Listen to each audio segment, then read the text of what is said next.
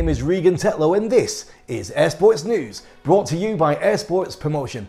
Unfortunately, we are still in the grip of a global pandemic, but pilots and competitors have not given up yet. Let's have a look at the interesting developments from the last 7 days. We start off with great news from South Africa and all fans of rally flying.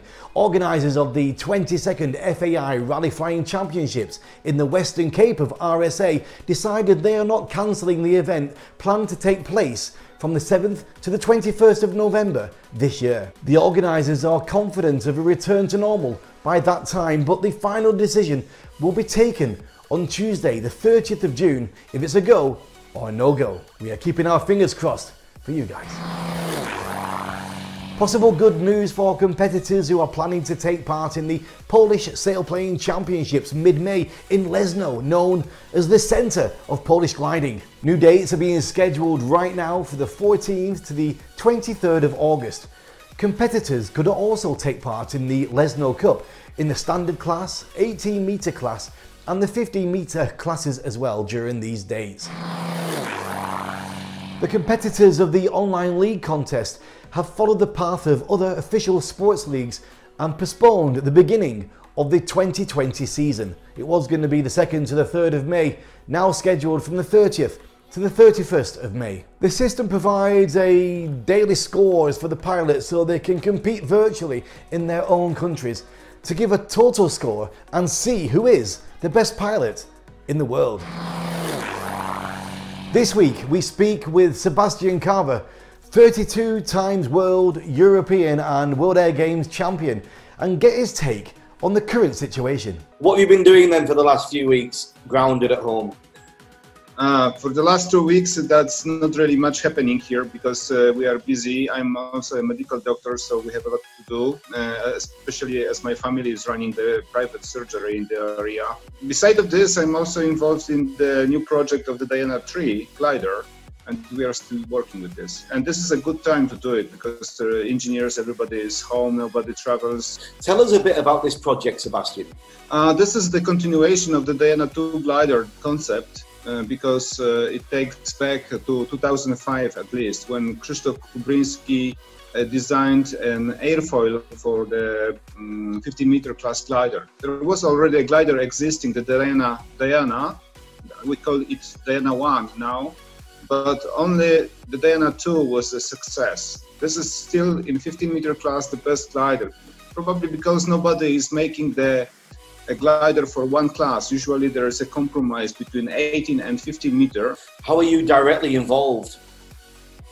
I'm mostly advising and testing the glider, yeah, because there's some things to be modified in the prototype. Because this glider I've been flying already in last year's European competition in Stalowa Wola. This is only a prototype and it was not perfect, still not perfect, and it needs some modification.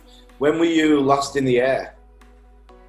Not so far, not so long ago. I was lucky because in winter I went to South Africa in Namibia, so I'm not so hungry flying, and this will be a big problem for other pilots here because to be safe in the air you need to be current, and with this increasing gap from flying, I'm afraid that coming back will be very dangerous for many not well experienced pilots. Yeah.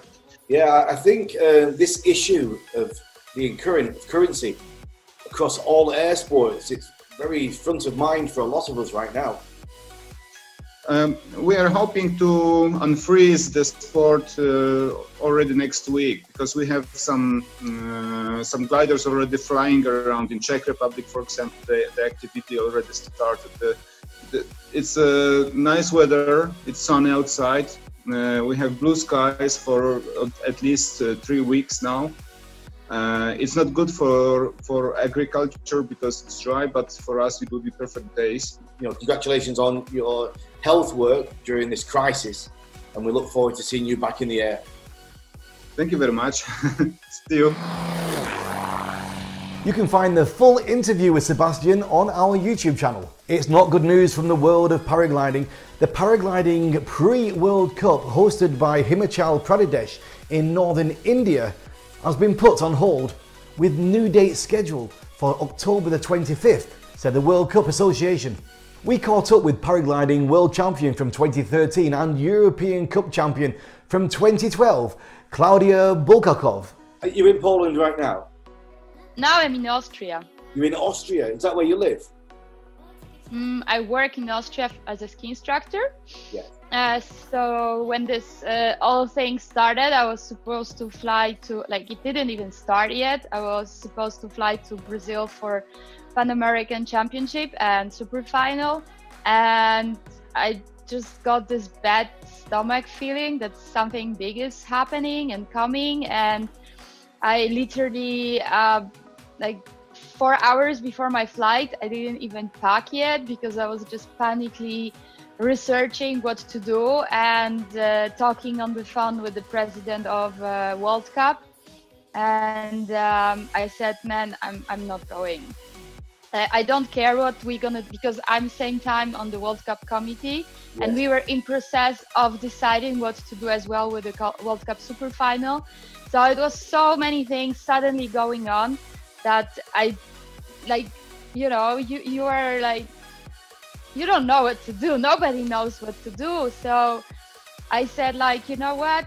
It sounds to me like it's gonna be a lot of stress, and we don't even know if we will be able to come back from Brazil. So is it actually possible to fly paragliders right now, or is that banned as well? How is it individual? Depending on the country, from that what I see. I stayed in Austria because I work here. I have my health insurance, everything here. Here I'm in the mountains, so I felt like, you know, if you're in the nature and in the mountains, then you are a little bit more free to go out in peace for a walk. And if you're in the city, you are just like... The calendar in paragliding, do you know much about any choices that have been made, or is everything on hold right now? The France cancelled already pre-World and World Cup in France, and this is from authorities' side. Next event for the World Cup would be World Cup in Gemona in Italy. It's still on hold. We don't know what's going to happen. We are waiting for the local organizer final call. And the rest of the season is under a huge question mark, because from my point of view, the question is if we will be able to travel at all. As a World Cup, for sure, we are relying a lot on international pilots, and if the airplanes are not flying, they cannot join.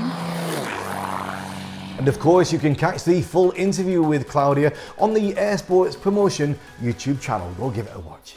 So COVID-19 has affected all of the air sports, including balloon flights.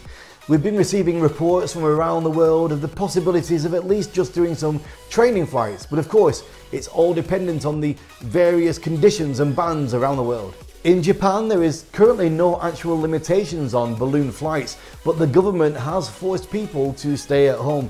In Austria, almost all airspace is closed, but there is a possibility of private flights being legal in May. Private flights are prohibited in Germany until at least the end of April, and the situation looks similar in many other countries, except Sweden, where there is currently no limitations on balloon flights. We asked Matthias Rikas, the Gordon Bennett champion and the Polish national champion, just what are the prospects for the 2020 Coupe du Monde Gordon Bennett. Ciężko stwierdzić w tym momencie, czy w ogóle uda nam się rozegrać sezon 2020. Aktualnie działamy w takiej rzeczywistości, że tak naprawdę nie możemy latać.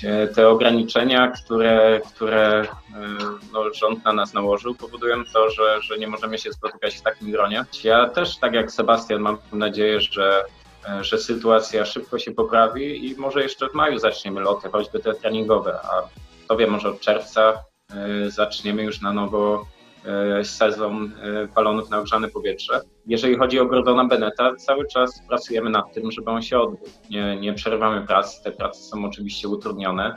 Puchar Gordona Bennetta to jest coś, na co bardzo wiele Polaków czekało przez wiele lat i jakby chcemy to celebrować razem z publicznością i kibicami. Lots of optimistic news is coming from the world of general aviation, especially from the United States of America and from Australia. The Pilots Association, called Angel Flights, remains committed to offering their essential medical transport during the COVID-19 pandemic. Volunteer pilots are flying test specimens to labs to ensure excellent test results, where the time factor is critical, and Angel Flights has played a vital role for 17 years in assisting rural and remote families to travel to city hospitals for non-emergency medical appointments. More than 100,000 people across Australia have taken advantage of the organisation since it was founded, and in the United States that number is up to 200,000 people. Hubert Latham is our hero of the week. This French aviation pioneer was born in January 1883, and during his life he set outstanding records on his own built aeroplanes. One of these records comes from the year 1910. On April the 23rd, Latham maintained the record speed of 77.6 kilometers an hour, which is about 42 nautical miles per hour. Not quite that fast for us, but at the beginning of the 20th century, it was a huge achievement. One of his aircraft builds was called the Antoinette. He is the first person to attempt to cross the English Channel in an aeroplane, and due to engine failure during his first 2 flights, he became the first person to land an aeroplane on a body of water. We have a new feature here at Air Sports News, our Hall of Fame. It's our calendar of flight records, famous pilot births and other interesting details.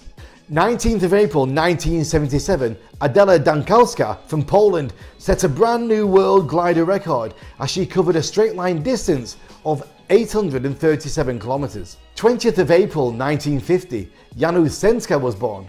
He is still one of the best Polish glider pilots, and he was awarded with the FAI Lithuanian Medal. 22nd of April 2007 is the day of the record flight of the fastest supersonic glider ever built. The HTV-2 set a record speed of 21,000 kilometers an hour, which is more than Mach 17.